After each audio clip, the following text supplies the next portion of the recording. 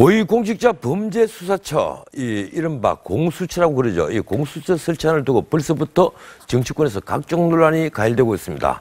정치부 백대우 기자 나왔습니다. 어서 오십시오. 안녕하세요. 예. 이 최대 검사가 50명이나 된다는 거대한 수사기관인데 여기에 처장을, 그 처장 임명권을 대통령이 가진다. 이거 아니겠습니까?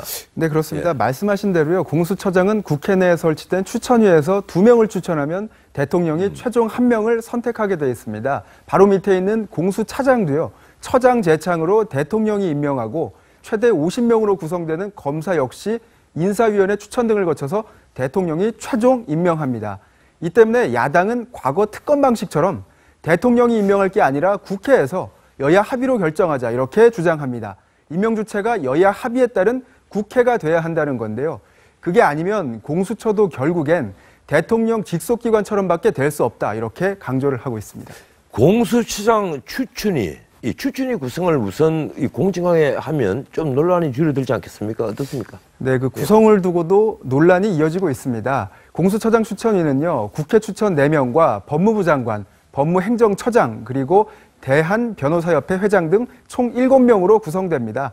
하지만 법무부 장관과 법원행정처장, 그리고 국회 여당 추천목 2자리 등 총 7명 가운데 절반 이상이 야당보다 정부 여당 쪽에 가까운 것 아니냐 이런 지적들이 나오고 있습니다.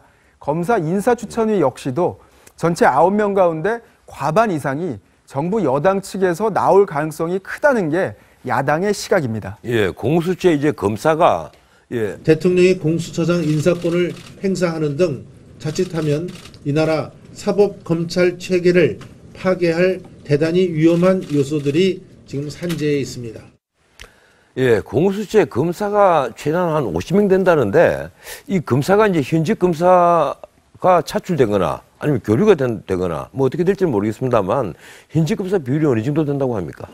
네, 권고안에 따르면요. 공수처가 청와대와 검찰 등으로부터 독립할 수 있도록 검사 출신이 공수처 검사의 절반을 넘지 못하게 돼 있습니다. 나머지는 말씀하신 대로 변호사나 판사 출신이 뽑아야 되는데요. 야권에서는 이 규정을 두고서도 민변 등 이른바 친여 진보 성향 변호사를 대거 투입하기 위한 조항 아니냐 이렇게 우려를 하고 있습니다. 이 공수처하고 검찰하고 업무 중복이 되는 부분이 있을 것 아닙니까? 네, 그렇습니다. 공수처와 검찰 모두 공직자 범죄를 수사할 수 있습니다. 말씀하신 대로 업무가 겹칠 우려가 있는 건데요. 실제로 업무가 중복될 경우에는 공수처가 우선권을 갖도록 했습니다. 이렇게 되면은 검찰에서는 공수처가 사건을 독점하느냐 이런 지적이 나올 수 있는데요. 사실상 경쟁 관계인 두 조직이 한 사건을 두고 선의의 경쟁이 아니라 기싸움을 할 수도 있다. 이런 지적들도 제기가 되고 있습니다. 예, 가장 핵심은 이제 공수처는 그러면 누가 견제할 것이냐. 더 나아가서 공수처에 있는 분들이 범죄는 앞으로 그럼 누가 수사하느냐. 이 문제가 있거든요. 그건 어떻게 정리했습니까? 일단 권고안에는요. 공수처장의 국회 출석 그리고 답변에 의무가 있습니다. 예. 일정 부분 국회에서 관리 감독을 하겠다는 건데요. 하지만 수사와 재판에 영향을 미치는 사안에 대해서는 불출석이 가능합니다. 예. 일부 가능성을 열어둔 겁니다. 이 때문에 검찰 견제 장치를 마련해 몰두하느라 정작 공수처 견제엔 소홀한 거 아니냐 이런 지적들이 나오고 있습니다. 야당은 더 힘센 권력기관이 탄생할 수 있다 이렇게 우려를 합니다. 하지만 공수처에 집중 수사를 당할 가능성이 높은 국회의원들이 미리 견제에 나서는 거 아니냐 이런 반론도 상당합니다. 예, 이제 이 원안이 그대로 통과될 건 앞으로 지켜봐야 되겠군요. 예, 수고했습니다. 백 기자님. 예.